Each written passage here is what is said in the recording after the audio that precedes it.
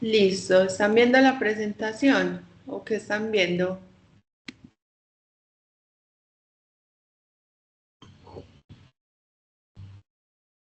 Sí, Listo, gracias. Bueno, chicos, entonces en el primer módulo, digamos que lo que nosotros ya hemos visto hasta el momento fueron los 4 procesos psicológicos básicos. Vimos atención, vimos memoria, vimos lo que era sensación y percepción. Y a partir de acá vamos a empezar a ver los procesos psicológicos superiores. Ya sabemos que esto de básico y superior se debe más es a un tema de que estos primeros conceptos representan la base para que se puedan expresar o se puedan dar las otras facultades, ¿cierto? Entonces ya vimos cómo por la sensación o por la atención logramos entonces también que se den procesos como la memoria y a su vez estos van a permitir que se den procesos como es el pensamiento, como es la conciencia, etcétera. Pero vamos a centrarnos hoy en un tema que es muy chévere, que es el pensamiento, porque yo creo que todos en algún momento nos hemos hecho la pregunta de, ay, ¿yo por qué soy así?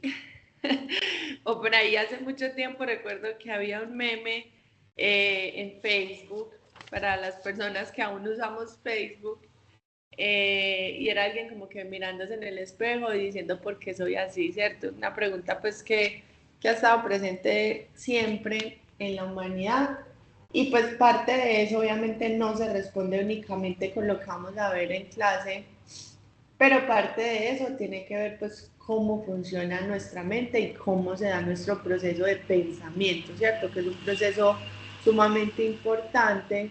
Todo el tiempo estamos en función del pensamiento. Yo no sé ustedes, pero por ejemplo yo soy una persona, yo creo, no, o sea, no estoy segura de si en algún momento yo dejo de pensar. O sea, yo estoy, chicos, yo estoy desayunando, ya estoy pensando en el almuerzo. Estoy almorzando, ya estoy pensando en la cena, estoy aquí dando la clase y ya estoy pensando en lo que tengo que hacer apenas terminemos clase. O sea, todo el tiempo estamos como en un constante ejercicio de esa facultad cognitiva que ya vamos a desglosar y a entender a qué nos referimos con pensamiento. Probablemente ustedes ya han tenido acercamientos, ya saben un poco y demás. Entonces, cuando nosotros hablamos de pensamiento, y eso pues es algo muy interesante de la definición de este concepto, es que nos habla de eso a lo que apunta un conjunto de actividades mentales, ¿cierto? Suena como una definición muy abstracta, pero la vamos a ir aterrizando. Entonces, ¿qué nos dice? ¿Qué nos dice? El pensamiento designa, ¿cierto? Un contenido, ¿cierto? Algo, ¿cierto? Aquello, contenido, ¿cierto? Que apunta a un conjunto de actividades mentales, como razonar, como hacer abstracciones, como generalizar, que tienen un fin. ¿Cuáles fines? Pues resolver problemas, tomar decisiones, representar la realidad, etcétera. Esta es una definición muy amplia.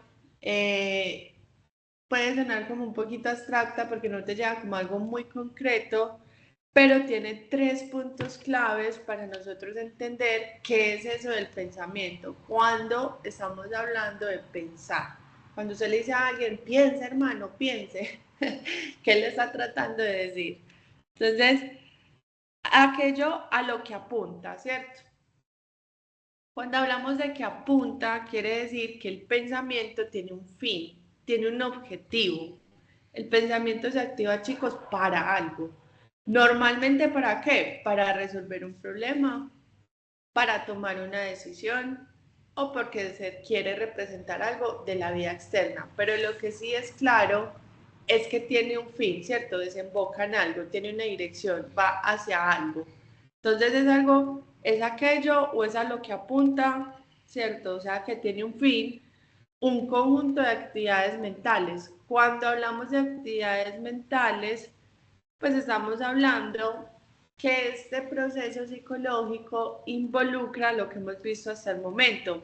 Se requiere de atención, se requiere de memoria, pero también se requiere de lógica o razonamiento, también se requiere de imaginación, de creatividad, todas esas actividades mentales en conjunto, digamos que permiten que se dé ese proceso del pensamiento, que ya sabemos pues que tiene como un fin específico. Normalmente, cuando nosotros hablamos de pensamiento, lo asociamos mucho con algo que es razonamiento. ¿Cuál creen ustedes? Digamos que aquí paréntesis, un segundito. Ay, lo encuentro. Ahora sí. Cuando ustedes hablan de pensar, y ya conociendo como esta definición, ¿cuál sería esa diferencia? O si alguien les pregunta qué es pensar y qué es razonar, ¿es lo mismo, es diferente? ¿Ustedes cómo lo ven? Así pues, no tienen que saber la respuesta ni nada, sino cuando alguien les pregunta, ¿pensar y razonar es lo mismo? ¿Cuál es su respuesta?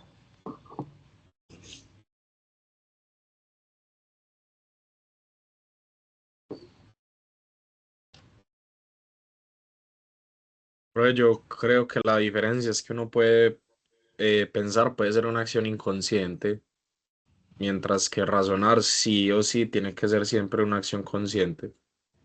Entonces, razonar es siempre algo deliberado, No, ¿cierto? no, no, pues, sí, sí, creo que sí. Sí, No sé sí, si me enredé. deliberado, consciente, ¿cierto? Tú sabes que Ujú, lo estás haciendo, estoy razonando. Y el pensamiento no siempre cumple esa condición. correcto. Listo. ¿Quién más, chicos?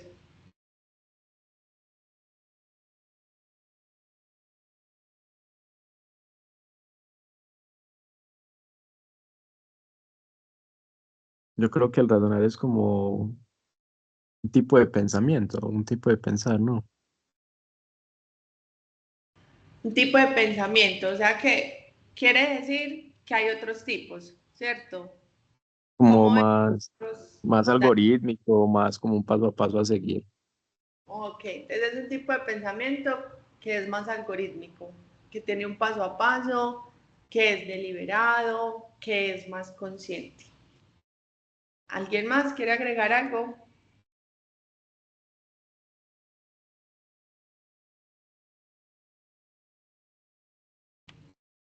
Listo. Entonces volvamos acá un segundo.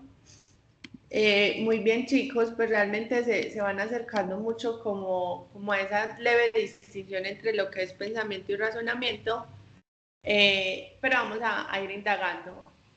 Entonces, el pensamiento, antes de ir al razonamiento, tengamos muy presente que implica el tema de solución de problemas y la categorización y la abstracción. ¿A qué me refiero con esto? Vimos en su definición que este pensamiento, esta actividad, este proceso tiene un fin, ¿cierto? Y ese fin está muy relacionado con tomar decisiones y solucionar problemas.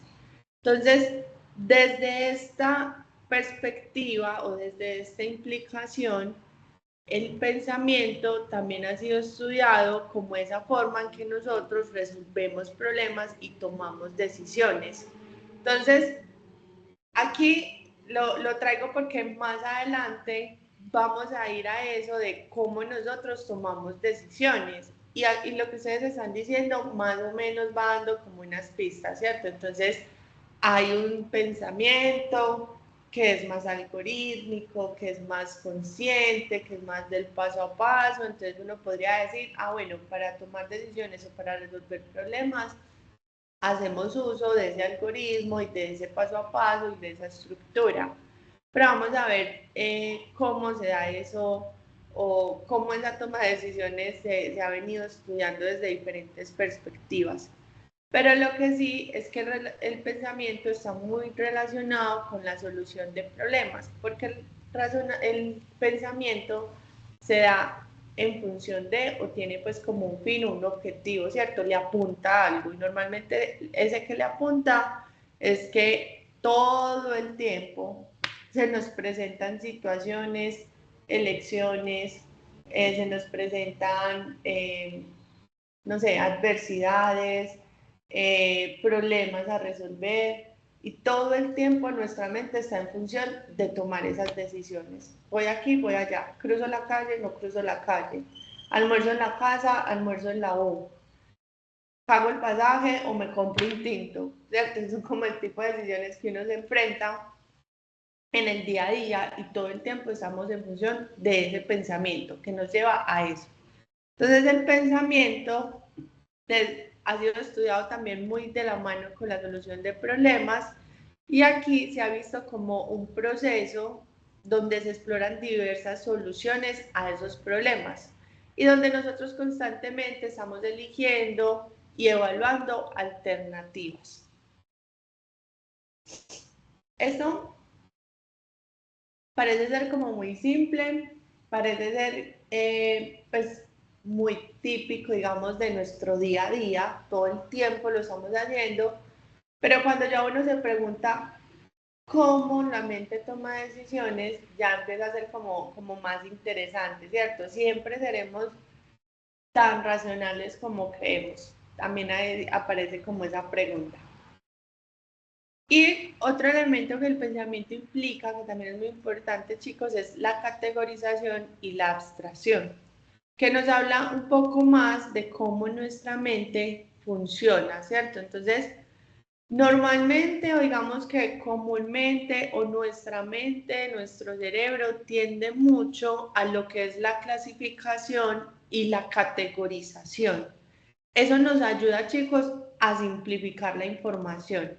Recuerden que nuestra mente siempre está en función de ahorrar energía, siempre está en función de simplificar, ¿cierto? Lo que hablábamos, en algún momento lo mencionamos como economía cognitiva, la mente siempre está en función de simplificar y en esa simplificación del mundo tendemos a categorizar mucho, ¿cierto? Esto lo que nos permite es poder generalizar luego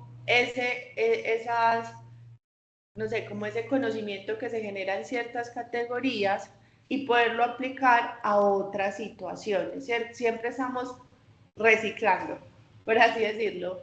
Por eso cuando a veces hablamos de aprendizaje, ¿cierto? Las personas casi siempre hablan de la experiencia, que aprendemos de la experiencia, o sea, nuestra mente toma hechos pasados y evaluando esos hechos pasados y lo que funcionó en esos hechos pasados, vuelve y lo trae a un hecho presente como una forma de solución, ¿cierto? Nuestro cerebro, nuestra mente todo el tiempo está reciclando, todo el tiempo está simplificando, todo el tiempo está categorizando porque necesita ese ahorro de energía, ¿cierto? Necesita ese ahorro cognitivo. Cuando hablábamos de la atención decíamos, todo el tiempo está filtrando, todo el tiempo, no puede recibir todos los estímulos que están al exterior. Y también necesitará que de esos que le llegan filtrados, categorizarlos, porque es demasiado, ¿cierto? Y eso facilita cómo puede procesar esa información y cómo la puede utilizar más adelante en situaciones similares, cómo se da ese reciclaje. Pero entonces aquí tenemos dos implicaciones importantes. Ya sabemos que pensamiento es aquello que le apunta, ¿cierto?, a un conjunto de actividades mentales. Entonces sabemos que tiene un fin, que entre esos fines el más común es solucionar problemas, que es el que tenemos acá, pero que también involucra unas actividades mentales pues, que nos permite ese funcionamiento y desembocar pues como en esa acción. Entre ellos, algo que es muy característico de la mente es la categorización y la abstracción, pero también tenemos la atención, también está por ahí la memoria, todo lo que hemos venido viendo hasta ahora.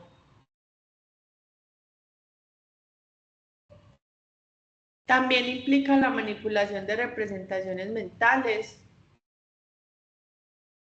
el automatismo y el pensamiento controlado. Digamos que desde las ciencias cognitivas, nosotros al inicio pues ya veíamos lo que era la psicología cognitiva, en qué se basaba. Desde estas corrientes, digamos que se sugiere que el pensamiento se basa en esa representación mental de la realidad. Ahorita en la definición decíamos que era uno de los fines, representar la realidad. ¿Cómo lo hace? Pues a través de símbolos, a través de modelos. Esa palabra de modelo, yo creo que ustedes la habrán escuchado en ingeniería y la habrán utilizado de manera mucho más exhaustiva y compleja, pero digamos que funciona como de manera similar, ¿cierto? Digamos que nuestra mente necesita esa representación mental de esa realidad. Y por este proceso psicológico nosotros podemos tener esa representación o esos modelos de la vida, por así decirlo. Y es lo que nos permite trabajar con información que no está en el inmediato. Eso es muy interesante, chicos, que nosotros podamos trabajar con información que no está en el inmediato, que podamos simular, que podamos representar la realidad. Para nosotros es muy común, es algo natural. Si yo les digo en este momento, no sé, imagínense que tiene una torta de cumpleaños y tiene 50 invitados, ¿cómo usted partiría la torta para que le alcance? Entonces usted, aunque la torta no está aquí, no está en la fiesta, usted tiene la capacidad de imaginar la torta, de hacer las divisiones, si es mejor en triángulos o si es mejor hacer el círculo en la mitad y luego lo otro, o si es mejor, no sé, la forma geométrica que se imaginen. Pero lo que sabemos es que para nosotros es muy natural y muy sencillo hacer esas representaciones y esa manipulación de esas representaciones gracias a las facultades cognitivas que tenemos. Pero no siempre fue así. Cuando uno ve el desarrollo ontogénico, para los que han tenido sobrinitos, por ahí los que tienen primitos, o los que han, no sé, tienen hermanos pequeños, uno ve que al inicio, cuando ya los niños desarrollan el lenguaje, ellos suelen ser muy literales, porque desarrollar esa capacidad de representación mental, de simbolizar, ¿cierto? De trabajar con información que no está en el inmediato, eso a nosotros nos cuesta varios años de desarrollo. Un niño pequeño no tiene esa capacidad tan instaurada como lo tiene un adulto. Les voy a contar una anécdota, me acordé de algo. Cuando yo tenía allá 5 años, yo creo, yo recuerdo que estábamos en la casa de mi tía, porque era la casa que tenía televisor, y en esa época estábamos viendo una película y yo vi una actriz, no recuerdo cuál, pero yo sé que yo vi una actriz. Entonces estábamos viendo la película y estaba la actriz ahí. Y a mí como que me llamó mucho la atención, pues recuerdo que me había llamado mucho la atención la actriz. Eh, y luego mi primo empezó a pasar los canales, que era pues como en televisión, en cable. Entonces empezó a pasar los canales y volvió a aparecer la actriz en otra película. Y yo me alteré. Entonces yo empecé a preguntar y yo, no, pero, pues obviamente, además que con 5 años no hablaba tan fluido, pero sí recuerdo que lo que a mí me impactaba era que la misma persona estaba en dos lugares al mismo tiempo y yo no entendía por qué ella estaba aquí y luego estaba aquí. O sea, para mí era algo imposible porque estaba todavía en esa etapa de desarrollo, de esa representación mental. No tenía aún esa capacidad que tenemos ahora de simbolizar. Entonces recuerdo muy bien que para mí era muy impactante que estaba alguien ahí, yo la estaba viendo ahí en el televisor, yo pensé que eso estaba ocurriendo como que en la vida real, como en un momento real, y pasa en el canal y vuelvo a ver a la persona y yo, esto es imposible, la acabé de ver en otro lugar, ¿cierto? Esa es una anécdota. También con los niños pequeños hay una etapa cuando están, no recuerdo a los cuántos meses exactamente, pero es antes de desarrollar el lenguaje, yo creo que es como por ahí a los 7, 8 meses. Y hay un experimento muy interesante y es que les ponen no sé, como un tetero, ¿cierto? Entonces él ve el tetero, trata de alcanzarlo, lo ve, lo sigue con los ojos. y luego colocan algo frente al tetero y ya el niño no ve el tetero. Entonces ellos empiezan a examinar cuáles son las reacciones oculares del niño, sobre todo las oculares, pero también miden otras reacciones fisiológicas y con eso más o menos determinan que a esa edad, en esos meses, si no lo ven, no existe, ¿cierto? Él se siente totalmente perdido, él es como, oh, el tetero, o sea, ni siquiera sabe que es un tetero, el objeto, ¿dónde está el objeto? Y cuando le quitan el papel, vuelve a aparecer y como, ah, ahí está, ¿cierto? Es como cuando no se vieron la era de hielo. ¿O no? Posible que no. ¿Quién se la ha visto? Sí, profe. ¿Y cómo juega Zeke con el bebé? Sí, pero no lo voy a decir. No lo vas a dejar grabado. Pero todos pues creo que recordamos la escena, ¿cierto? Él dice, ¿dónde está bebé? Creo que le dice así, aquí está. Y él se tapa la cara, ¿cierto? Y entonces el bebé queda como, ¡ah! ¿Qué se hizo? Y cuando él se tapa la cara, ¡ay, ahí está!, ¿cierto? Literal, chicos, así es, ¿cierto? En esa etapa del desarrollo, aún no hemos desarrollado esa representación mental y esa capacidad de simbolizar y de representar. O sea, que información que no está en el inmediato no existe. Y eso también se ha relacionado un poco, de pronto los que hayan visto, los que tuvieron la oportunidad de crecer con niños, pasa mucho que los niños están, digamos, no sé, en la sala con la mamá y la mamá se mueve y el niño llora, como si no hubiera un mañana. Entonces la tía o la abuela le dice, ya viene mi niño, ya viene, ya. No sé cómo le dirá. O le dirá, ay, no, no llores. Pero la cosa es que en ese momento para nosotros es muy claro pues que la mamá no ha desaparecido, simplemente se movió. Para ellos no, en ese momento lo que no está, no existe. Entonces nosotros vemos esta facultad, ¿cierto? Esto que implica el pensamiento como una manipulación de la representación, pues como es algo que hacemos en el día a día, lo podemos ver como algo muy simple, pero en realidad es algo que a nosotros nos cuesta desarrollar. O sea, esto aparece, chicos, más adelante en el desarrollo ontogénico del ser humano. O sea, estamos hablando de que esto empieza a aparecer, no sé, luego les traigo fechas exactas, pero más o menos como a los 7 años. Es que viene cuando ya el niño, cuando ustedes vean que el niño ya coge el palito y dice, este es mi caballo, es porque ahí ya está empezando a adquirir esa capacidad de simbolizar.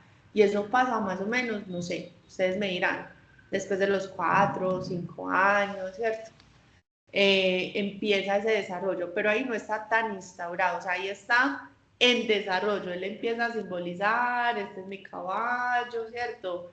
Más adelante empieza a entender metáforas, se ha ido al cielo, ¿cierto? Al principio no entiende, al principio cree que es que está en un avión o algo así, luego empieza a entender metáforas, hasta que ya más adelante, por allá a los 7 o así, logra tener una capacidad más compleja de esa representación mental.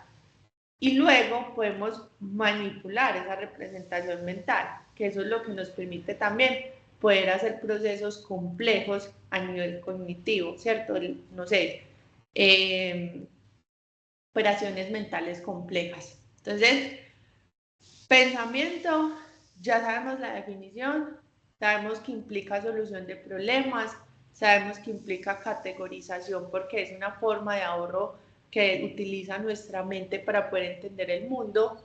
También sabemos que implica la manipulación de la representación mental y que poder desarrollar esa representación, esa capacidad de simbolizar, es algo que al ser humano le cuesta cognitivamente, implica muchos años de desarrollo. Y finalmente sabemos que también implica automatismo y pensamiento controlado, ¿cierto? Digamos que en lo que se ha estudiado, de pronto ustedes más adelante escuchan algo que es el sistema 1, el sistema 2. Hay un libro muy famoso que se los recomiendo, es de un psicólogo, se llama Daniel Kahneman, él ganó un premio de economía, premio Nobel de Economía, con el libro que sacó que se llama Pensar rápido, pensar despacio. Y él habla de estos dos sistemas. Entonces, ¿qué nos dice él? Hay un sistema rápido y hay un sistema pues que es más lento. Hay un sistema más deliberado y hay un sistema un poco más automático.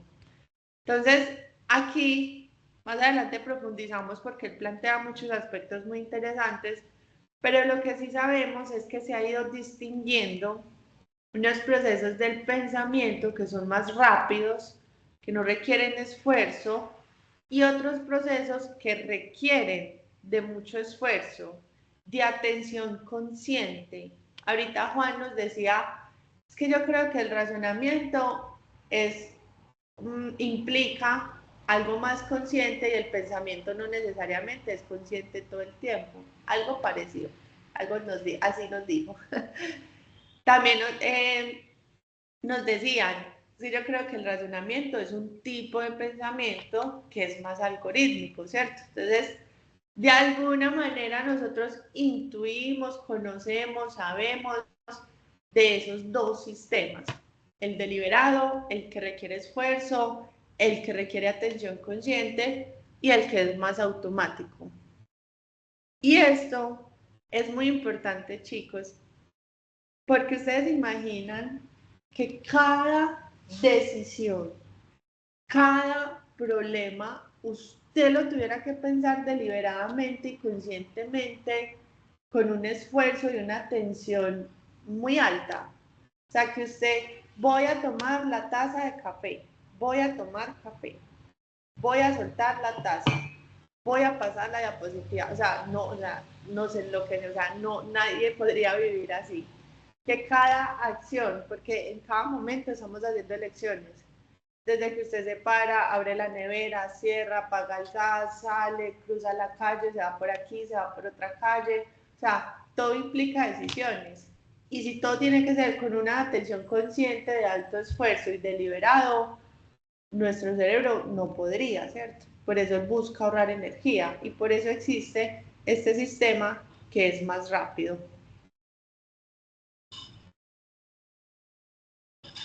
Entonces, ya teniendo claro esto, vamos a adentrarnos un poco en esos sistemas. Cuando preguntaba por el razonamiento, alguien decía como, yo creo que está basado en algo más algorítmico, en un paso a paso, ¿cierto? Y sí, tiene mucho que ver con eso. Cuando nosotros hablamos de razonamiento, estamos hablando de que nos permite obtener algo nuevo a partir de algo conocido. Es decir, es un proceso que se basa en unas reglas. Gracias a esas reglas, ¿cierto? A este proceso que está basado en esas reglas, nosotros logramos obtener nueva información, podemos obtener conclusiones a partir de algo que es conocido. Y muchas veces nosotros hemos hablado de que hay unos tipos de razonamiento, ¿cierto? Que hay uno más deductivo y que hay uno más inductivo. Probablemente ustedes en clase de, no sé, lógica o cuando abarcan temas de lógica, ven mucho esto. Pero un poco así, con esas reglas, es que funciona nuestra mente. Inclusive muchas veces cuando ustedes programan, que colocan condicionales, el i, el o, un poco esas son las reglas o los algoritmos que nos referimos cuando hablamos de razonamiento. Entonces, es un proceso cognitivo que se basa en reglas, que nos permite extraer conclusiones a partir de premisas, ¿cierto? Y que con eso pues obtenemos algo nuevo de algo conocido. Esa definición es una definición muy amplia, pero que también es muy conocida. Yo aquí les dejo el autor por si de pronto quieren indagar más en estos temas. Tiene un libro que se llama Psicología del Pensamiento, es un libro muy largo, pues bueno, no tan largo, pero sí abarca pues como profundamente esta definición. Cuando nosotros hablamos en ese obtener algo nuevo a partir de esas premisas o de esos conocidos que se da por medio de unas reglas, Entonces estamos hablando, chicos, de que hay también unos tipos de razonamiento. Hay un razonamiento deductivo, que es de lo general a lo singular. Creo que lo hemos escuchado muchas veces, ¿cierto? Que a partir de principios generales llegamos a conclusiones específicas, pero quiero que coloquen atención sobre esto, y es que no son, que son necesariamente verdaderas si las premisas son correctas. Y en el inductivo hablamos de lo específico para formular generalizaciones que son problemas, pero no necesariamente verdaderos. Y a eso quiero ir a algo, y es que aunque nuestro razonamiento se basa en reglas, se basan en algoritmos, ese razonamiento puede implicar llegar a conclusiones que no son exactas, que no son verdaderas o que no son correctas. Nosotros tenemos la idea, como una falsa idea, de que como se basa en un algoritmo y en unas reglas, como es la parte del pensamiento que implica esa atención consciente y ese gran esfuerzo, pues nos va a llevar siempre a conclusiones verdaderas o a conclusiones correctas, y no necesariamente. Es por eso que nosotros, pues yo no sé si ustedes se han preguntado cómo es que nosotros, cómo es que llegamos a cosas que uno dice, esto no tiene sentido, pero se sigue y se sigue replicando, porque un poco como está construida nuestra mente es que está la regla, esa regla, ese algoritmo se cumple, pero no necesariamente el resultado es el correcto, pero como el algoritmo se cumple, pues la mente sigue utilizando el algoritmo, es como algo así. Entonces, acá algunos ejemplos. Todos los mamíferos son animales, los delfines son mamíferos, por lo tanto los delfines son animales. Yo creo que han escuchado esto miles de veces, que ya ustedes se lo saben más que yo. Del inductivo, he visto varios cisnes y todos son blancos, por lo tanto todos los cisnes son blancos. Este razonamiento inductivo yo lo veo todo el tiempo, chicos. La amiga que el novio le fue infiel. Todos los novios son infieles. O el amigo que la novia le fue infiel, todas las novias son infieles. Razonamiento inductivo. Me fue mal en una materia de ingeniería. Ingeniería es una carrera muy difícil. Razonamiento inductivo, ¿cierto? Nosotros en realidad, pues, eso no tiene ninguna comprobación científica, esto es opinión de la profe. Lo que yo noto es que nosotros tendemos a generalizar mucho a partir de experiencias particulares, tendemos a utilizar mucho este razonamiento inductivo, y eso nos lleva mucho a esas conclusiones que no son necesariamente verdaderas o correctas, porque no abarcamos el espectro, nos quedamos con una, dos, tres experiencias. A partir de esa experiencia generalizamos y tomamos decisiones sobre esa generalización que realizamos. Entonces, muchas de las cosas, no muchas, ya saben, en psicología, muchos de los elementos que nosotros revisemos van a ser multicausales, se pueden ver desde diferentes aristas. Lo hacíamos en el ejercicio del estafador de Tinder, cada uno lo evaluó desde una perspectiva diferente y todas eran válidas. Pero digamos que cuando ya ustedes abarcan un tema, yo les digo mucho, cojan estos temas de clase, vayan, miren, observen, miren cómo la gente hace cosas, y uno empieza como a percibir eso, ¿cierto? Como a darse cuenta de que sí, que esto finalmente se refleja en lo que es la vida cotidiana. Entonces, ¿qué nota uno mucho? Nos basamos mucho en las experiencias particulares para llegar a conclusiones generales, es decir, tendemos a generalizar, y sobre esa generalización tomamos decisiones y empezamos un ciclo, ¿cierto? Empezamos un ciclo, un ciclo, un ciclo, y no salimos de ese ciclo. Un ejemplo fácil, no sé, a mí me parece que en el ejemplo de las relaciones uno puede ver muchísimas cosas, porque hay mucho en juego. razonamiento, emoción, experiencias, cultura, tradición, ¿cierto? Hay mucho, mucho en juego. Salí con una persona, esa persona, no sé, era infiel, ¿cierto? No me correspondía de la manera esperada. Mi conclusión, todos los hombres son infieles.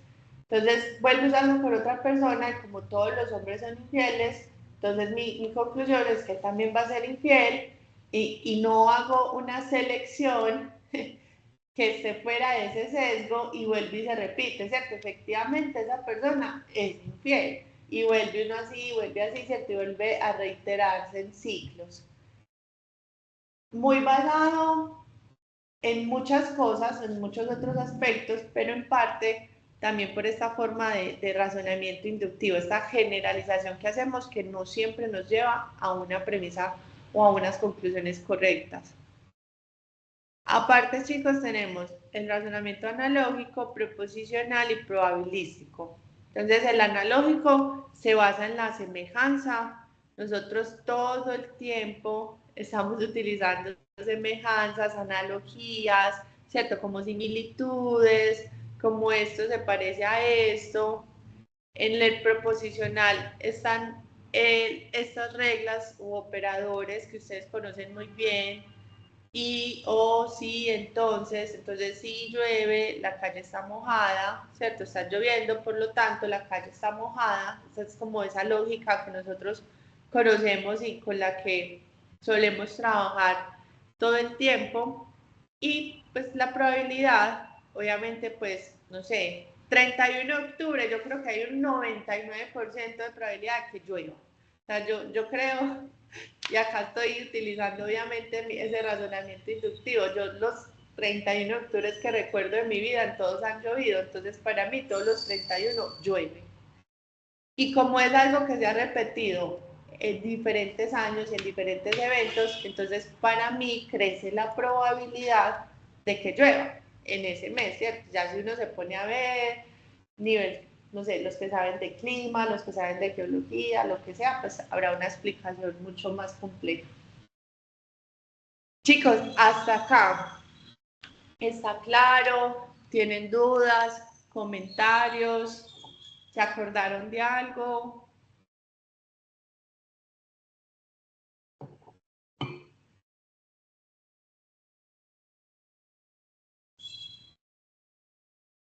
Está claro, profe.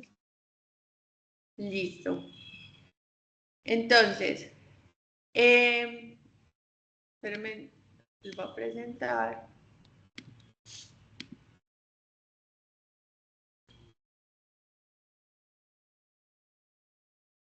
Listo. Ay. Bueno. Bueno, chicos, ¿qué me interesa a mí? Que lo que hemos hablado quede muy claro. Primero, esa definición de pensamiento. Listo, que tengamos claro qué es el pensamiento. Segundo, también esas implicaciones, especialmente el tema de la manipulación de la representación mental, que nosotros tengamos como claro que eso que es del día a día y que parece tan simple realmente tiene un alto costo en el desarrollo ontogénico del ser humano. Y también este tema del sistema 1 y el sistema 2, ¿cierto? En ese sistema que es más lento, que requiere más atención consciente, que digamos es más deliberado, en ese sistema encontramos lo que es el razonamiento formal. Y que sepamos que en este razonamiento formal, nuestro cerebro lo que trata de hacer es aplicar unas reglas, unos principios lógicos, probabilísticos o analógicos que nos lleva a unas conclusiones. Pero que aquí le pongamos el asterisco. ¿Por qué? Porque para nuestra mente, y si ustedes cuando han programado, pues se han dado cuenta de que si la conclusión sigue una lógica, entonces la conclusión es válida, ¿cierto? Porque siguió la lógica, porque si esto, entonces esto, ah, sí, definitivamente sí esto, entonces esto, pero no, pero uno va y mira y eso no tiene sentido. Pero para nuestra mente siguió esa regla, siguió esa lógica, por ende, lo que se deduce de esa regla, esa conclusión es válida. Y que acá nosotros sepamos que lo que la mente está priorizando es esa estructura lógica, no solo el contenido. Y ahí es cuando yo les digo, en esa, o sea, la mente puede ser sumamente irracional en ese proceso racional. En ese proceso racional y formal, porque está siguiendo ese algoritmo, está siguiendo esas reglas y al seguir esa estructura llega a conclusiones válidas. Pero que cuando nosotros revisamos ese contenido, nos damos cuenta de que no necesariamente son correctas. Y ahí hay una línea delgada, y ahí es cuando uno dice, Dios mío, ¿cómo pasa esto? Sí, pasa esto, porque nuestra mente en esa función racional puede ser sumamente irracional. Pero no desmeritemos, obviamente, este sistema existe y es funcional y funciona la mayoría de veces, y gracias a ese sistema es que nosotros podemos manejar problemas abstractos, ¿cierto? ¿Cómo nosotros entenderíamos las matemáticas o entenderíamos conceptos tan complejos como la libertad si no contáramos con este sistema, ¿cierto? O sea, obviamente tiene un rol fundamental en lo que es el ejercicio, pues, del ser humano. Eso es como lo que me interesa, que hasta aquí tengamos muy claro. Ahora, les voy a presentar un caso, yo no sé si ustedes lo han escuchado, Anthony Broadway, ¿alguien lo ha escuchado? Viendo la foto sabe de qué caso se trata.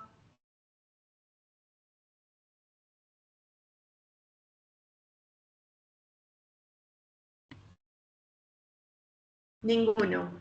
No, profe, no me La suena de verdad, nada. Maravilloso. Entonces vamos a hacer lo siguiente. Les voy a dar 5 minutos y cada uno va a buscar sobre la historia de esta persona, ¿cierto? Ustedes colocan el caso de Anthony, tata, y les aparece información. Busquen en videos, pueden buscar en YouTube videos, pueden buscar en Google, pues los que aún de pronto utilizamos Google, o pueden preguntar en IA, donde sea, pero consulten sobre este caso, lean el caso, ¿cierto? Indaguen sobre el caso y cuando regresemos conversamos un poco sobre el caso a la luz de lo que hemos visto, de lo que es pensamiento y razonamiento. Entonces les voy a dar 5 minuticos. Aquí les dejo el nombre en el chat.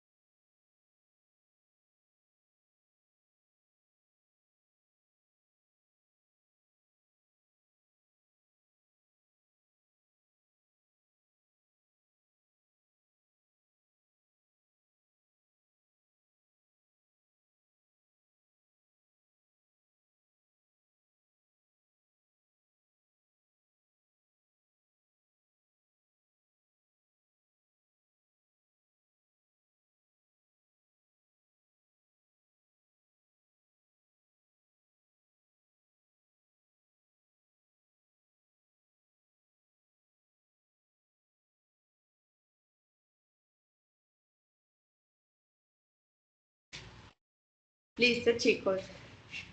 No sé, Juli, cuéntanos por favor qué encontraste.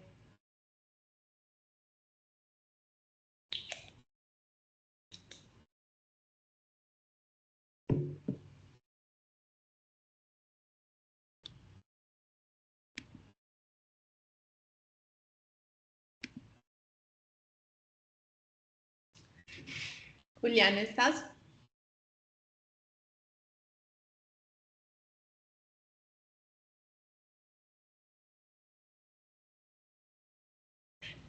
Listo, entonces, Nati, cuéntanos qué encontraste, por favor.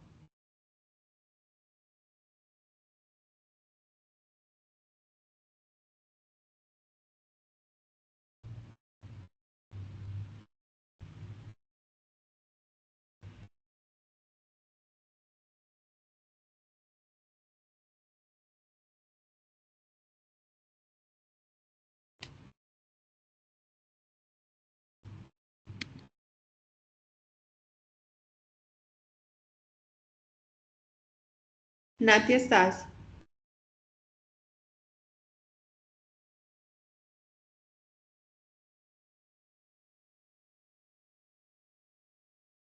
Dale, Juan. Pues primero yo vi que eso era como un caso judicial allá en Estados Unidos, ¿correcto? Pues para ver si se encuentra lo mismo. Sí.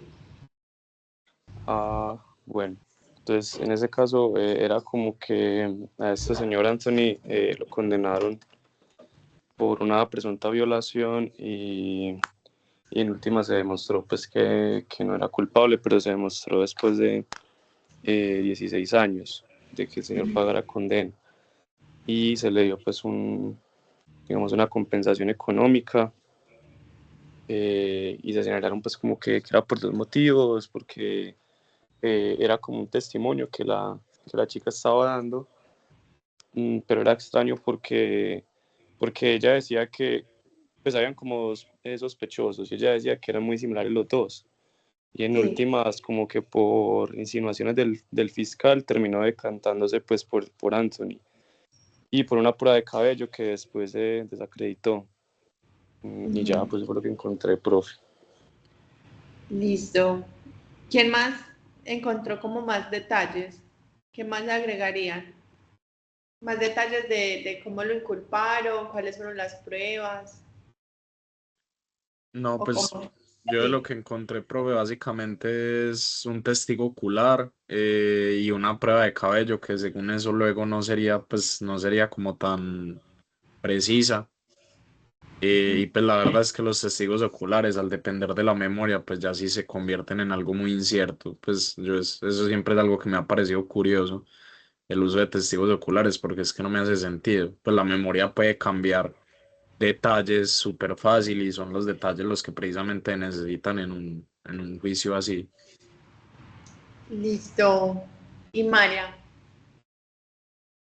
Profe, lo que yo iba a decir es que, ¿sí me escuchas? Sí, Ah, sí, bueno, sí. que pues normalmente cuando las víctimas están bajo ese tipo de situaciones es muy normal que uno olvide cosas y que recuerde pues como eventos que son tan traumáticos, el cerebro automáticamente borra ciertas partes de esas cosas que pasaron. Entonces, digamos que de cierta forma eso fue lo que hizo que ella no pudiera recordar completamente cómo era la persona que la había atacado. Y también pues como en la policía la estaban como acosando de que lo hiciera rápido para que identificaran y cerraran el caso. Eso fue lo que la terminó pues como de empujar a elegirlo y señalarlo a él como sospechoso. Ujú. Listo. Entonces, tenemos el caso lamentable en el que ocurre una violación. Eh, Obviamente, pues, sin juzgar pues ella después escribe un libro y todo. No me acuerdo el nombre de ella, pero ella escribe un libro sobre ese suceso. Entonces, sin juzgar a la autora, pues, por lo que haya ocurrido, por lo que sea, ella pasa por una situación traumática y es una violación.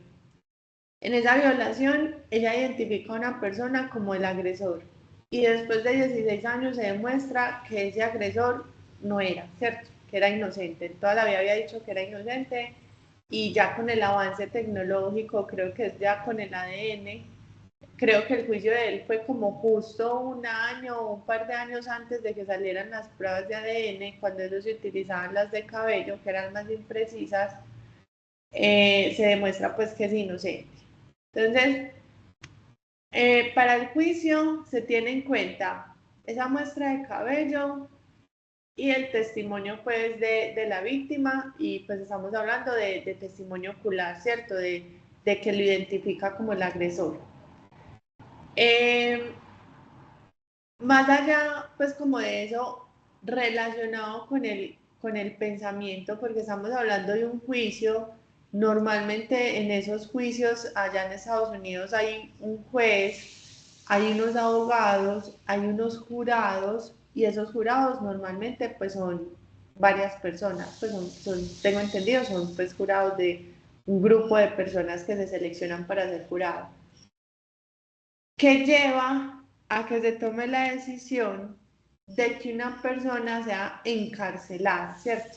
Por lo que nosotros hemos visto de razonamiento y de pensamiento, ¿qué lleva a que se tome esa decisión de encarcelamiento y por qué creen que se da este tipo de situaciones donde vemos una persona inocente, y eso ha pasado mucho, que duró 16 años encarcelado? O sea, ¿qué vemos ahí relacionado con lo que hemos visto de pensamiento? Ahorita, por ejemplo, Juan decía como es que la memoria, en ese ejercicio de recordar, puede hacer algunos cambios en el recuerdo. Eh, Llevándolo a lo que vimos de pensamiento, ¿ustedes qué concluyen? ¿Por qué se dio esta situación?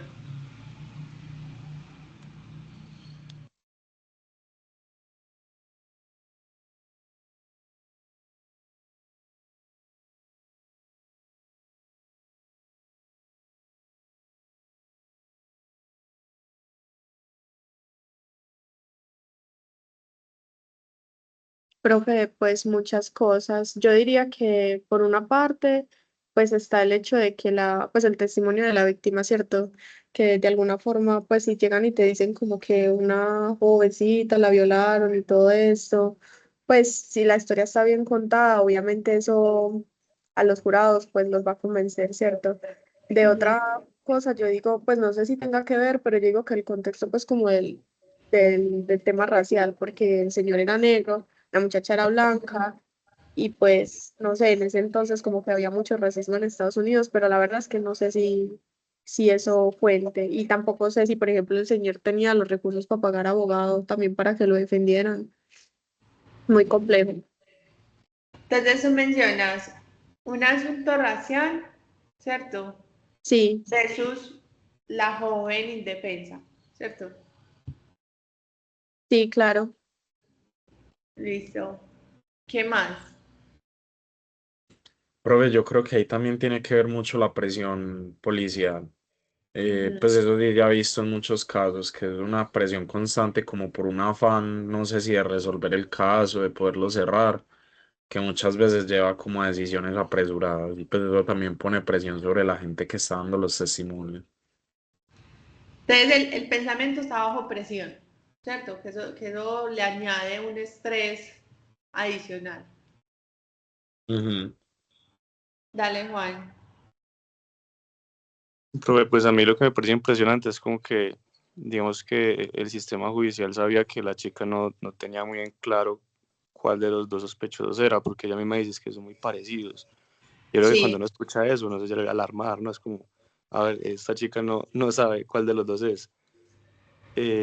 Entonces creo que desde ahí se debió como, bueno, no sé, mirar más, buscar más evidencias, porque pues para ella escoger, lo iba a estar escogiendo pues teniendo dudas y encima presionándola pues peor. Entonces eso a mí me deja como que obviamente habían indicios de que no se podía estar como presionándola, pienso yo. Ujú. Listo. Aquí, chicos, lo que están diciendo, hay varios elementos que a mí me parecen importantes y que son, pues, como ciertos. Eh, el tema de la presión, pues, evidentemente hay un cambio o yo no sé si a ustedes les pasa, cuando uno trabaja bajo presión a cuando no trabaja bajo presión, hay una diferencia en cómo uno procesa ciertas cosas. Inclusive puede que por un mal hábito nos hayamos acostumbrado a trabajar bajo presión y logramos tener, inclusive pues no sé si han escuchado a esos amigos que dicen que es que ellos hacen no sé, hacen la tarea una hora antes porque ahí es cuando les surgen las ideas, ¿cierto? O sea, tiene que ver un poco con ese trabajo bajo presión y también cómo vamos adaptando al organismo a trabajar bajo ciertas circunstancias. Está el tema, algo que mencionaba María, que digamos que tiene que ver un poco con ese tema racial y con la imagen o la representación de la joven indefensa versus el agresor de color. Ahí hay un tema que es a lo que vamos a ir yendo y es un tema de sesgo, ¿cierto? Nuestra mente, chicos, funciona en gran medida con sesgos. Y estos sesgos responden a algo que ya lo vamos a entender de cómo es la funcionalidad de la mente, por eso surgen esos sesgos y muchas veces las decisiones que nosotros tomamos son basadas en el sesgo. Muchas veces, y como les decía ahorita, cuando estábamos viendo lo de razonamiento, aunque si la premisa sigue, o digamos la premisa no, digamos que si la estructura sigue la lógica o ese algoritmo de razonamiento, la conclusión para la mente es válida, aunque cuando uno vea su contenido es sumamente irracional o es incorrecto. Entonces, obviamente, hay muchas cosas que están en juego en este caso. Temas del contexto racial, estamos hablando de un Estados Unidos en qué época, los temas de racismo que fueron muy presentes en este tipo de ciudades y de países, estereotipos, el estereotipo, pues y todos hemos manejado los estereotipos, o sea, ustedes han ido por la calle, díganme si en algún momento han ido por la calle, han visto una persona y se han pasado de acera, porque usted dijo, me atracó. Y esos estereotipos, aunque nosotros tratemos de disminuirlos, pues finalmente también tienen una función, ¿cierto? Lo que quiero llegar, chicos, es que nuestra mente, nuestra forma de razonar, nuestro pensamiento, aunque nosotros consideremos, muchas veces creamos que está basado en una lógica y en unas reglas que nos llevan a decisiones correctas, muchas veces nuestra mente puede ser sumamente irracional en esa racionalidad y por eso se pueden dar, no es la única explicación, obviamente es un caso que se tiene que coger a la luz de muchos ojos, desde el contexto, desde el momento histórico del país, desde lo que ocurre, desde las personas que están juzgando, desde la víctima, desde el agresor, desde el que defiende, desde un montón de aristas.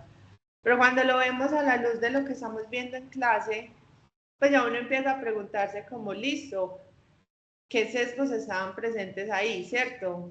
¿Qué llevó a las personas a aceptar que esas eran pruebas válidas para encarcelar a alguien que juraba ser inocente? O digamos que en ese razonamiento uno podría decir que ¿qué tipo de razonamiento hubo allí?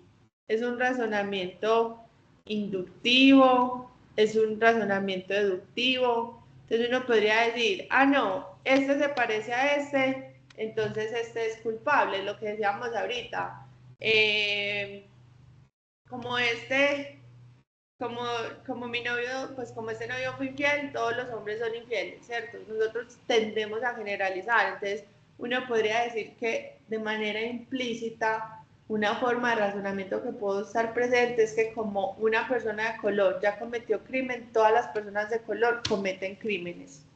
Y que esa premisa, ese razonamiento inductivo que puede llevar muchas veces a conclusiones que no son correctas, estuvo presente y jugó en esa toma de decisión.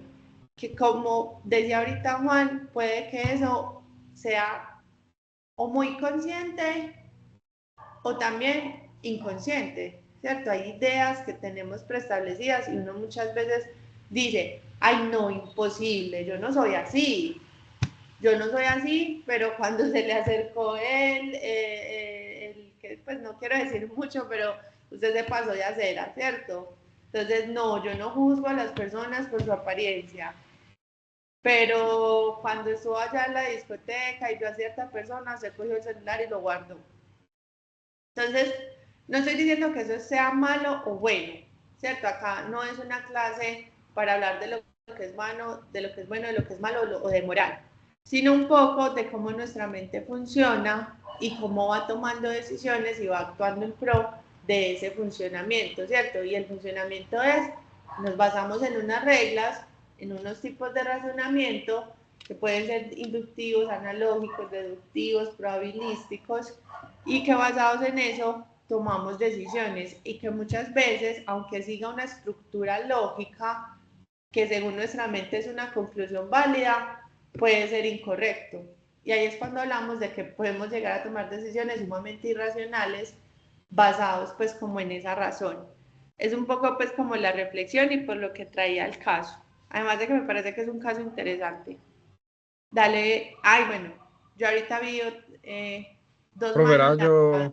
una era Sí. yo. Tenía una pregunta, pero pues ya creo que me la respondiste. Pero sí aprovecho pues como para comentar que es, pues por ejemplo, cosas como los estereotipos, pues este tipo de situaciones, no es que estén bien, pero al fin y al cabo son una respuesta muy evolutiva, ¿no? Pues es el reconocimiento de patrones y volverlo a aplicar para evitar problemas futuros. Pues no Sí, es que esté bien, pero es algo como muy natural. Pues como vos decís, hay veces que uno ni siquiera lo hace de forma consciente. sí, como les digo, en esta clase no es para juzgar qué está bien o qué está mal. Muchas veces la psicología, chicos, no se pregunta qué está bien o qué está mal.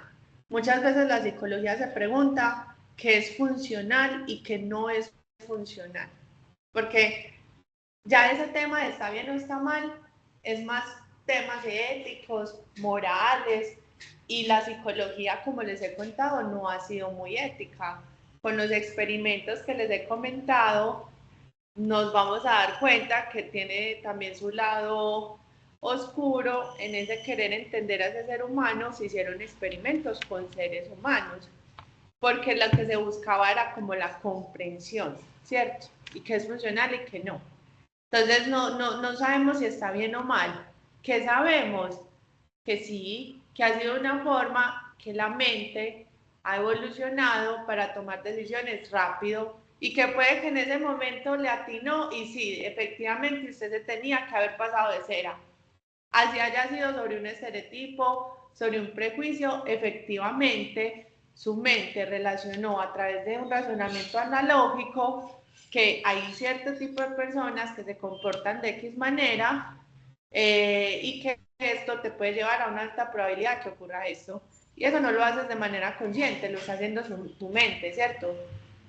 Bajo estas reglas que hablamos ahorita, razonamiento analógico, probabilístico, y sí, puede que haya sido muy acertado, que si usted está caminando a las 3 de la mañana por la avenida 33 y aparecieron dos manes, puede que sea acertado que sí, pásese de cera. Puede que no, pues, pero lo que sí creo que intuyamos es por qué se da ese tipo de razonamiento y de pensamiento, y que nos puede llevar a esas conclusiones correctas o incorrectas, pero para la mente es válida porque siguió la estructura y que en algunos espacios o momentos es muy funcional, en otros no tanto, pero la mayoría es muy funcional y por eso nuestra mente sigue utilizando los mismos mecanismos.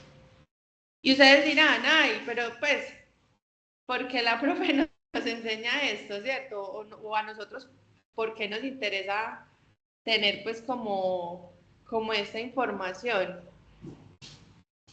Lo que yo les decía al inicio de clase, chicos, que ustedes entiendan eso, cómo funciona la memoria, la atención, el pensamiento, que cada vez lo vayan relacionando más, lo vayan viendo en lo cotidiano, eso es, ay, yo vi esto en clase, mira, qué curioso, o sea, como que ustedes vayan teniendo esa formación más integral, porque ustedes conociendo cómo funciona ese sujeto que va a utilizar pues sus aplicaciones, pueden intencionar cosas en lo que están desarrollando, ¿cierto? Ejemplo, con diseños de interfaces. Entonces, ustedes ya saben que la memoria a corto plazo se ha demostrado que tiene un límite, ¿cierto? Podemos retener máximo unos 7 ítems. Entonces, claro, cuando yo voy a diseñar un flujo en mi sistema, voy a tratar de que esos flujos no superen eso, para que sea intuitivo, para que las personas lo aprendan a usar rápido, les parezca fácil de usar y lo hagan y enganche más, ¿cierto? Eso, por ejemplo, le sirve para ese tipo de cosas. Con este tema del pensamiento, no sé, yo sé que las personas utilizan un razonamiento por analogía. Entonces, si yo quiero tener éxito en cierta propaganda, en cierta cosa, les voy a llevar imágenes que para ellos son muy familiares o muy conocidas. Y eso va a hacer que tomen una decisión más rápido, porque su mente ya lo va a captar casi que inmediato porque funciona por analogía.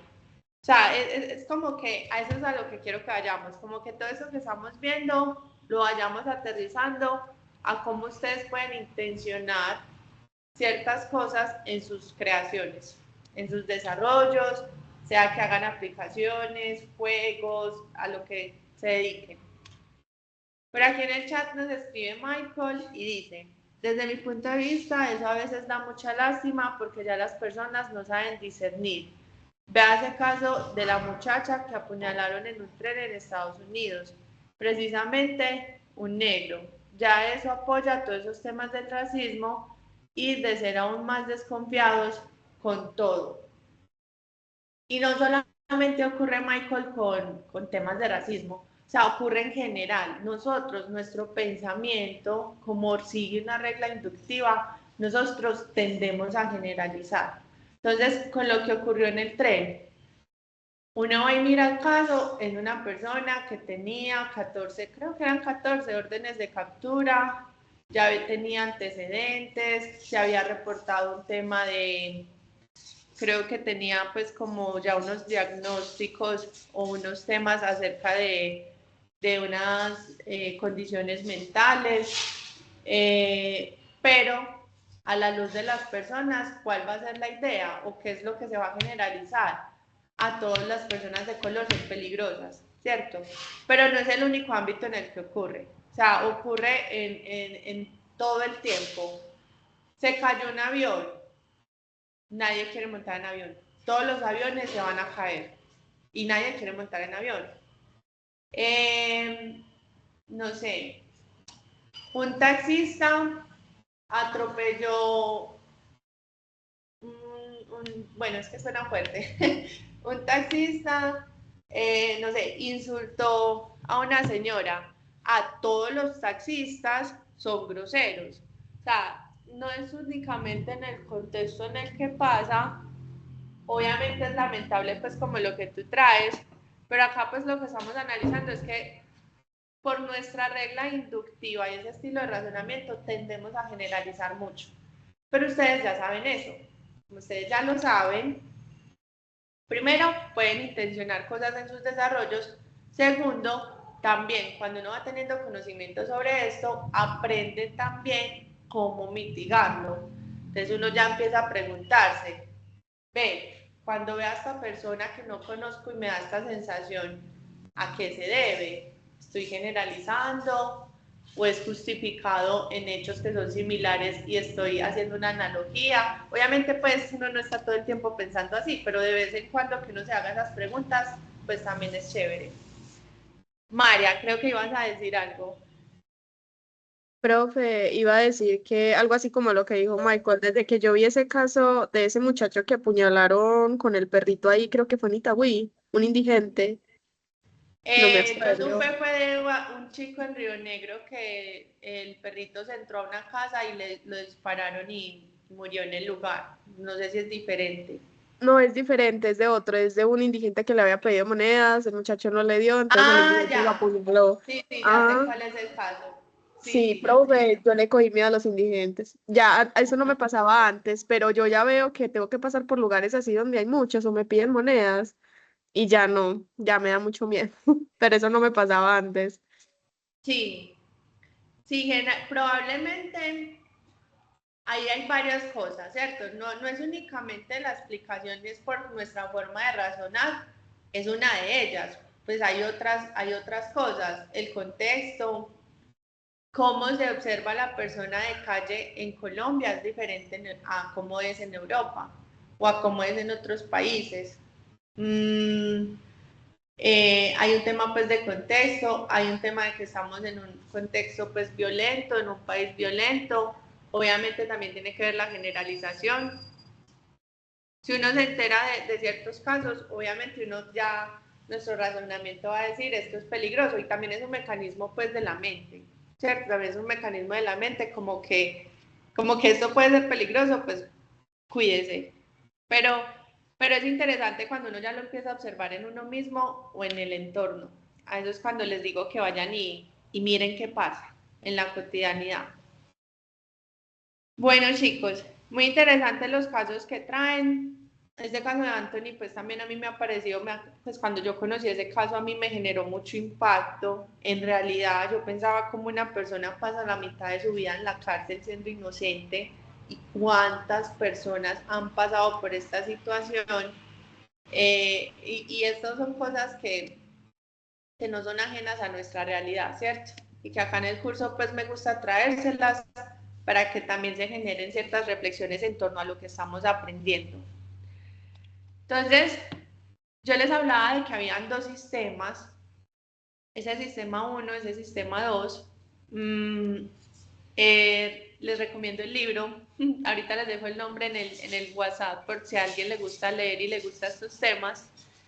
Y pues ahí ese sistema, este es el sistema que es más deliberado, bajo premisas y bajo unas reglas, bajo ese algoritmo lógico, de ese esfuerzo y esa atención consciente.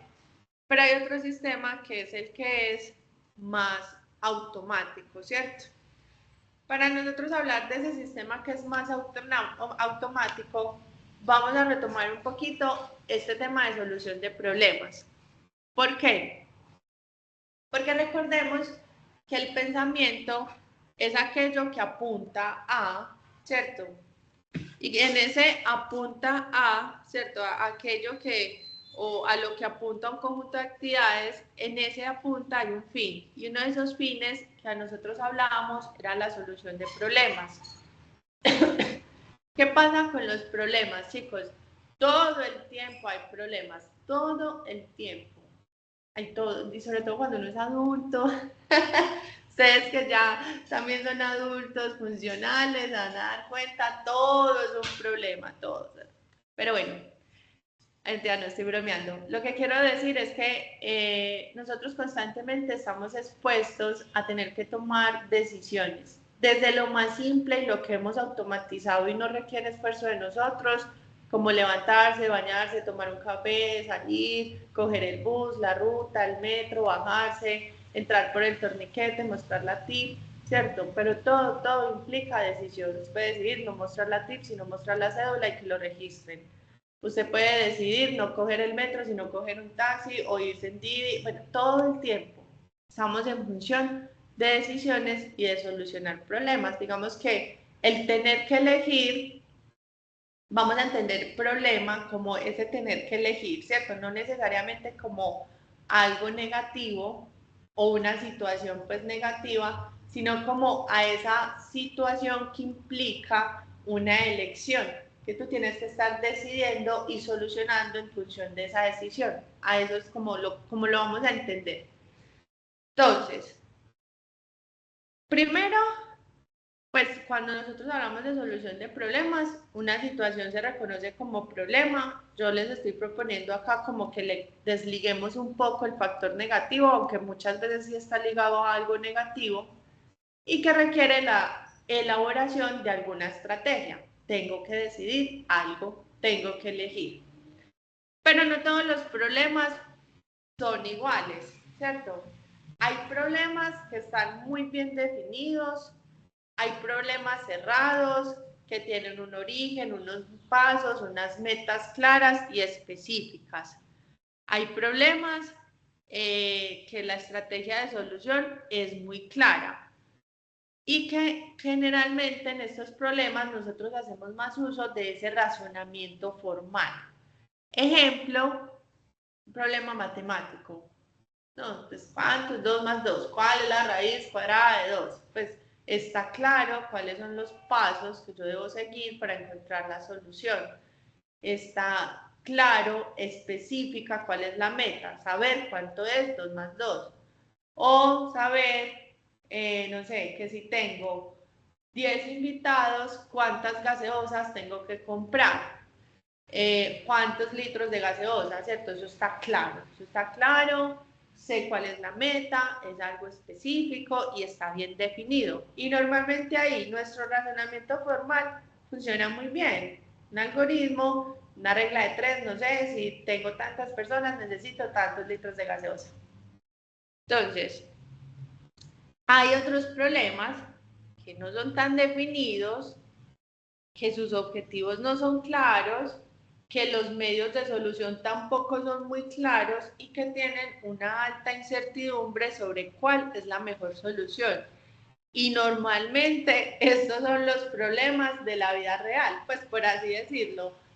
Estos son más bien como esos problemas complejos a los que nosotros muchas veces nos enfrentamos, o no necesariamente complejos. Digamos que es más común que nosotros nos encontremos con problemas poco definidos, con situaciones pocas definidas y con alta incertidumbre, a situaciones que están muy bien definidas, muy claras, con metas y objetivos muy específicos. Es más común que en nuestro entorno, en nuestra vida cotidiana, se den el segundo tipo de problemas, que son los que no están definidos.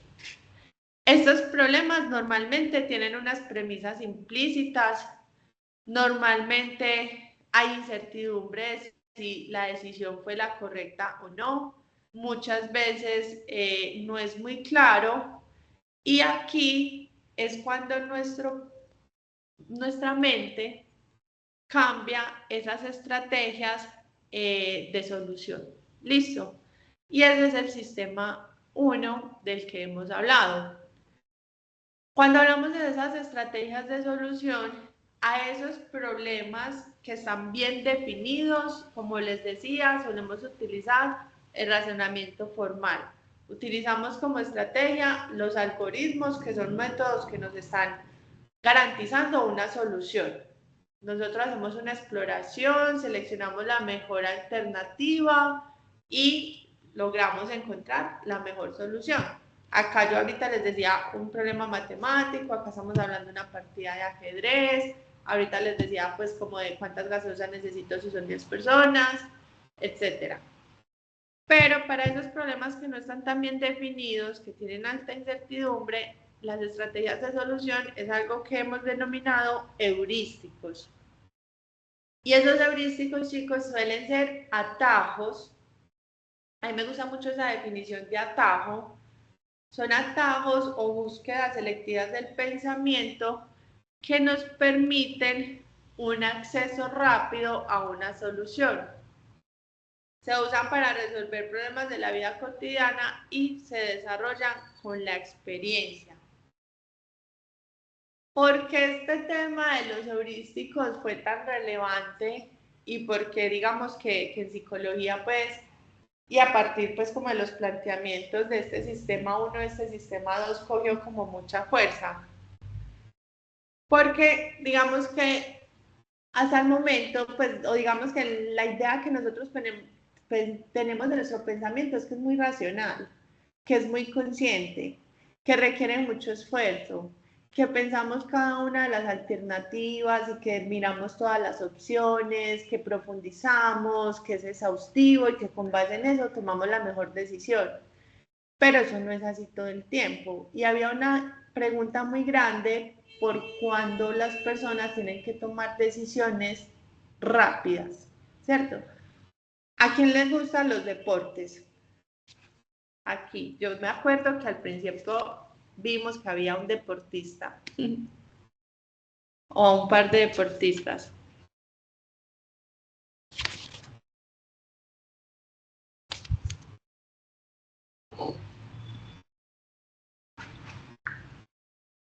Así no lo practiquen. ¿A quién le gusta ver deportes?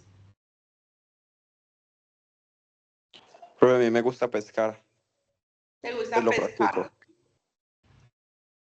Listo. ¿A quién más?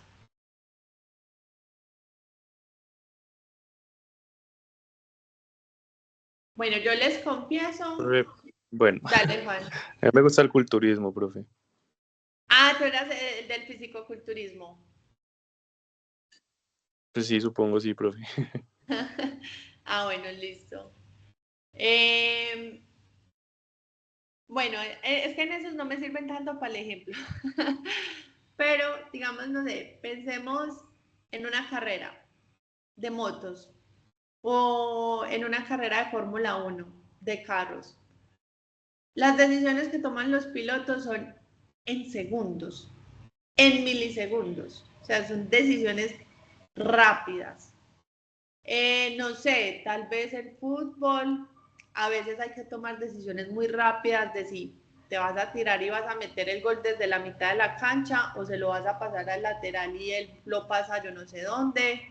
O sea, normalmente es como un buen escenario para uno observar eso. Cuando hay que tomar decisiones rápidas, historias de personas que se han visto implicadas en accidentes y tienen que tomar decisiones ya, en el instante. Me acordé de otra anécdota. Si ustedes tienen anécdotas, también cuéntenos.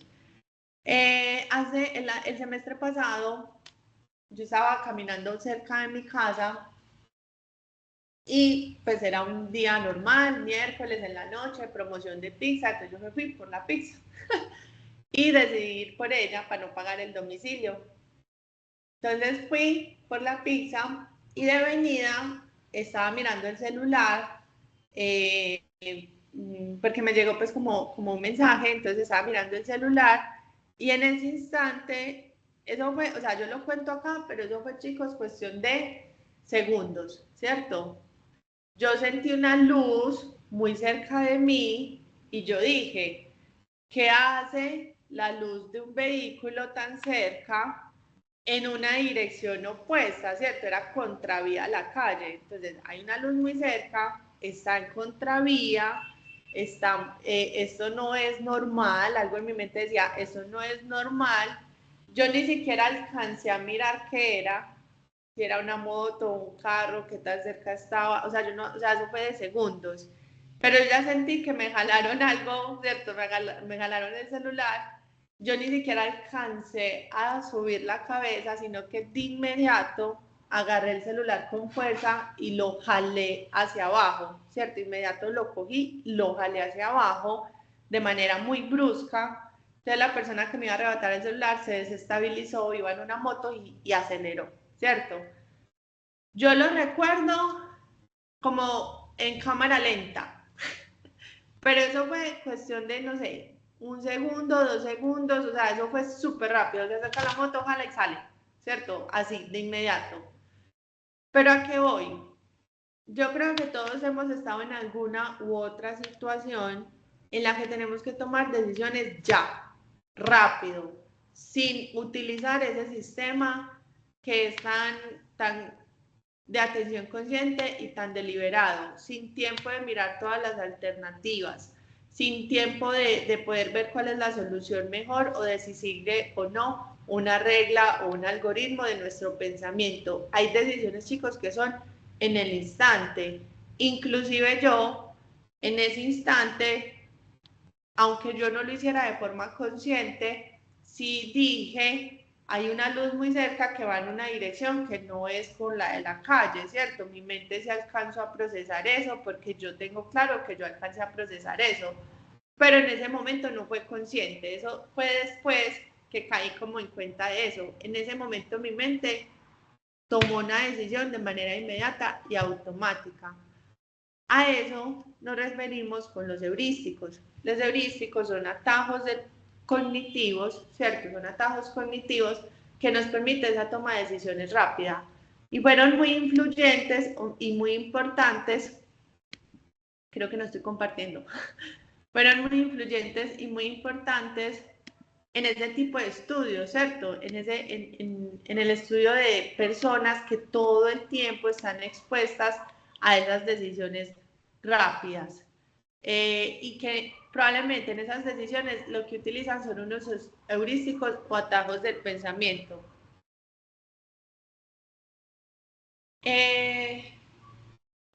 Vamos a hacer una cosa, chicos.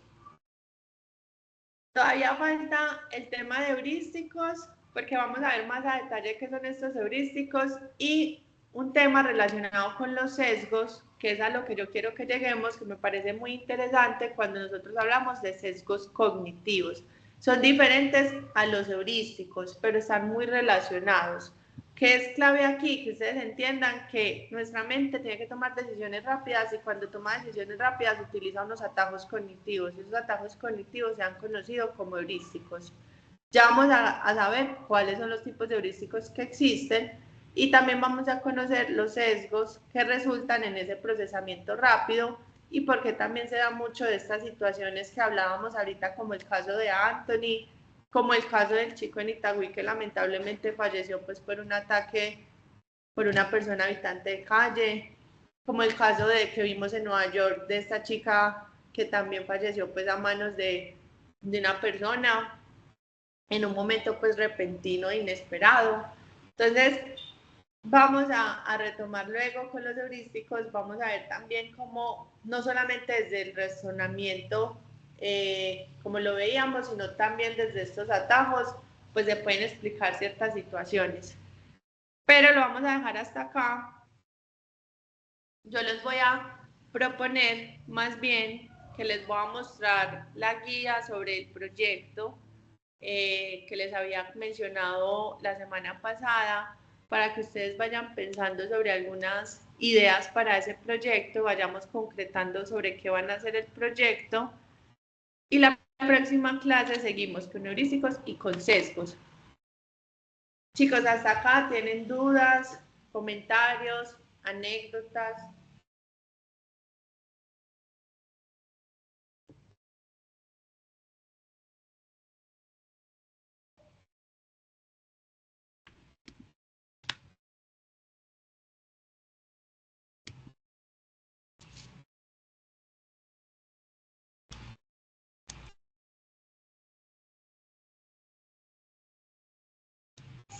Listo.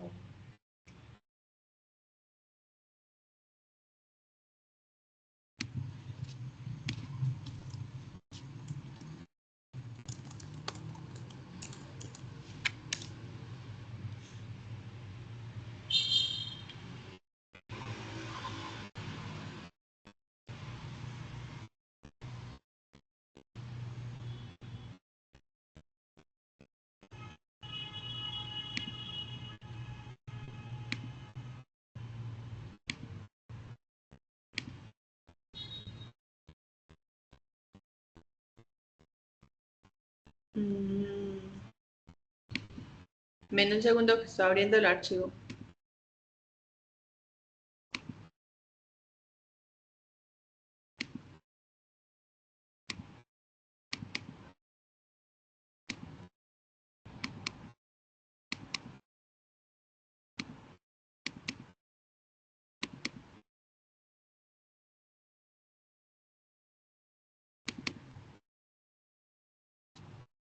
Bueno, todos están acá para que miremos el entregable. Sí, profe. Listo.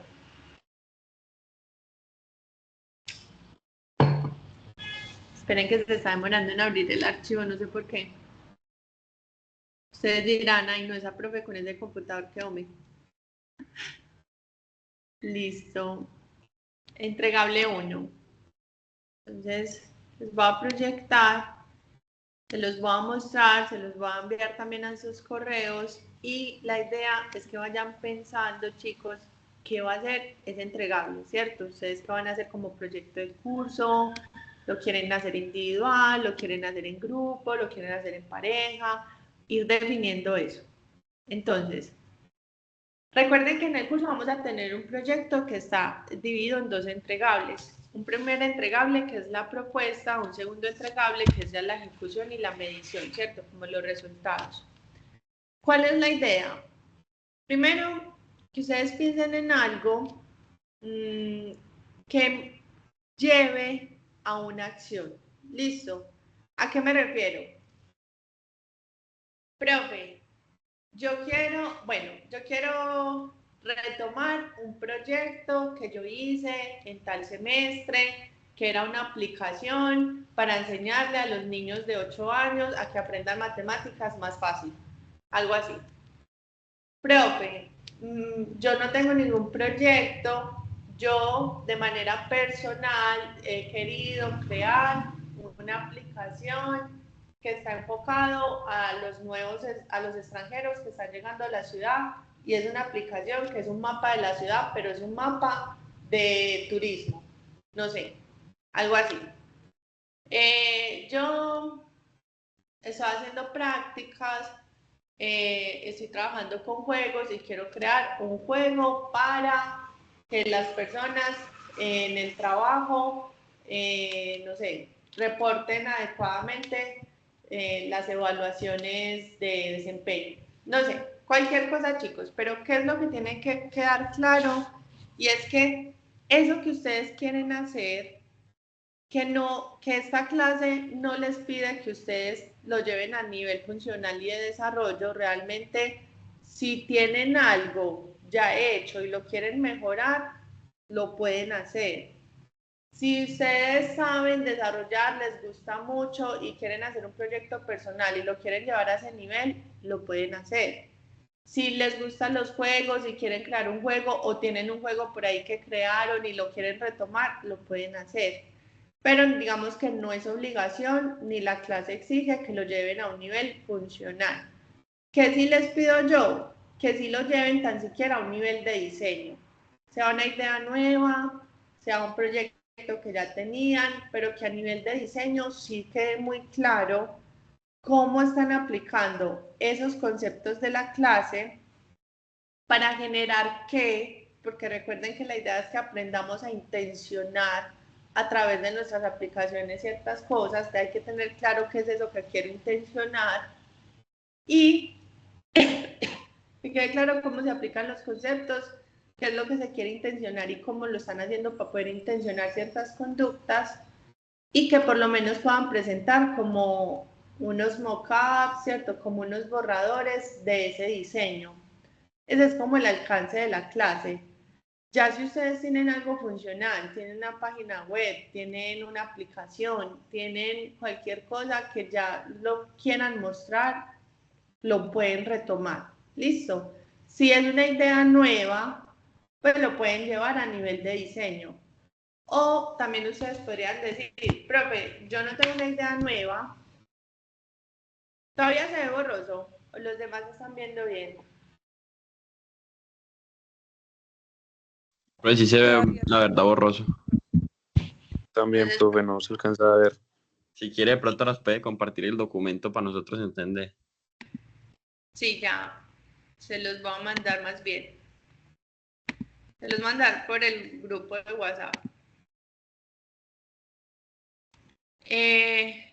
Listo, entonces, lo que les decía, la idea es que también, si tienen nuevas ideas, si quieren retomar algo, si lo quieren hacer en grupo, si lo quieren hacer individual, es libre.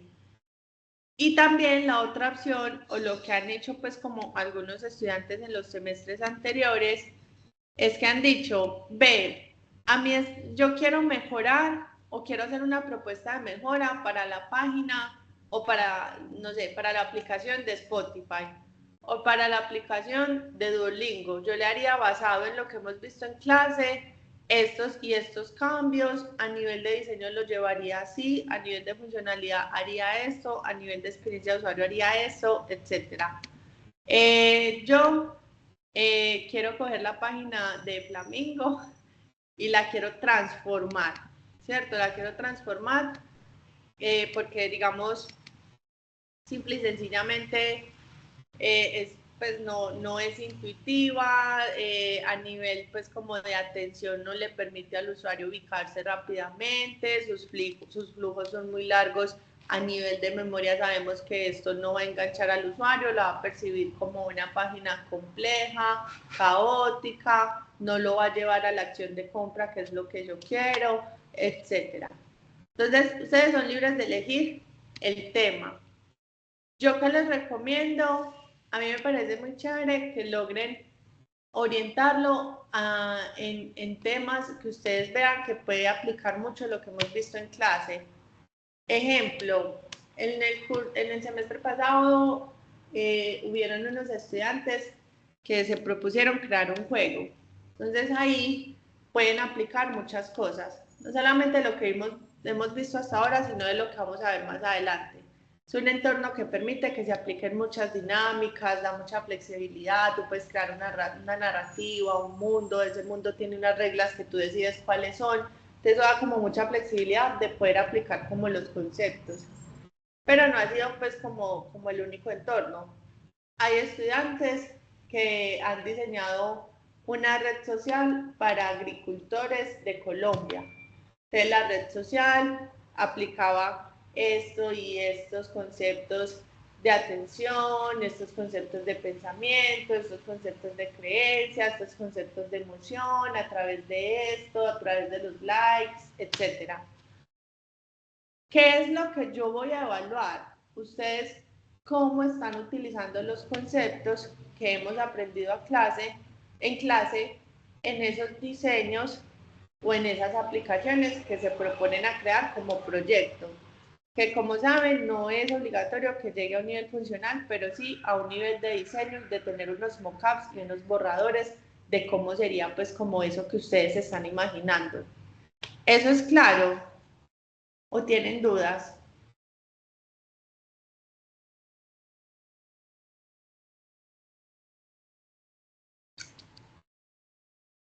Yo creo que lo entendido es como enfocado a que específicamente lo que tiene que ir. Listo. Gracias, Michael. Ahí en la guía que se las mandé mejor por WhatsApp para que la vieran más fácil, al inicio hay unas preguntas de descripción del proyecto. Entonces yo les pregunto qué es, qué objetivo tiene, para qué se creó, qué tecnología utiliza, cómo fue el proceso de creación. Esto es porque hice las preguntas pensando en que de pronto retomaran algún proyecto que tuvieran, pero si no tienen uno y es una idea nueva, pues pueden omitir esa. Y hay una pregunta muy importante que se llama ¿cuál es el llamado a la acción? Listo, y ahí es cuando yo les digo, eso se tiene que crear en fin de algo. Entonces vamos a usar un ejemplo. Voy a crear una página para reservar citas del veterinario. Ese es mi proyecto. Una página de una tienda veterinaria donde la gente puede reservar las citas y puede hacer compras de productos de veterinaria. Entonces, ¿qué es eso? ¿Cierto? Una página web de una tienda veterinaria para eso. ¿Para qué? ¿Cuál es el objetivo? Que las personas puedan acceder a las citas médicas o citas veterinarias y puedan comprar productos. Ah, listo. ¿Qué tecnologías? ¿Cómo fue el proceso? Etcétera. ¿Cuál es el llamado a la acción? Y ahí yo quiero que ustedes tengan muy claro cuál es su llamado a la acción de ese usuario. ¿Qué quieren ustedes o qué esperan en la interacción con ese usuario? Vea, a mí me interesa que la gente compre por esa página, porque eso es lo que le da rentabilidad a la veterinaria y no las citas médicas. Realmente las citas médicas, las citas veterinarias, como se digan, la gente va a la cita y luego va y compra los medicamentos en otra parte. Entonces eso no es lo que me está generando rentabilidad. Necesito que la gente compre aquí. Ah, listo. Si su llamado a la acción es que la gente compre aquí, todo lo que usted cree, todo lo que usted implemente a nivel de diseño, de interfaz, de cómo orienta la atención de la persona, de cómo utilizan los elementos para crear una experiencia en la persona, cómo intenciona ciertas emociones en las personas para que le compren. O sea, todo tiene que ser en función a eso que usted espera de ese usuario, que es que le compre. Si usted me dice, no, mi llamado a la acción no es la compra, esta no es una página para que la gente compre, es una página para enganchar más personas a la veterinaria, ¿cierto? Como para, ¿cómo se dice? Tener más seguidores, pero no es seguidores, es como más clientes, ¿cierto? Yo lo que necesito es generar un vínculo, una red, una comunidad para que más personas del sector vayan prefiriendo mi veterinaria. Entonces, mi llamado a la acción es poder generar un vínculo y ampliar esa red, ¿cierto? Entonces, probablemente el diseño va a ser diferente, porque tu llamado a la acción o el comportamiento que tú esperas no es el de compra, pues probablemente la compra está presente, pero lo que tú estás intencionando es diferente. Entonces, probablemente los mecanismos, el diseño, en dónde pones la atención del usuario, cuáles son los mensajes emergentes que presentas, cuál es el tipo de emoción que generas en ese usuario, es diferente porque estás intencionando dos conductas diferentes. Por un lado, la de compra, si ese fuera tu foco, vas a implementar unos mecanismos. O si tu foco, tu llamado a la acción, es que ese usuario, no sé, se fidelice a tu veterinaria, pues va a ser diferente los mecanismos que vas a utilizar. Entonces yo quiero que ustedes tengan muy claro en eso que van a hacer, cuál es el llamado a la acción, qué es lo que quieren intencionar o qué es lo que ustedes buscan del usuario para que tengan muy claro cómo van a implementar los mecanismos. ¿Ahí está claro o de pronto hay dudas? Ahí está más claro, pro. Listo. Chicos, ¿alguien más tiene dudas?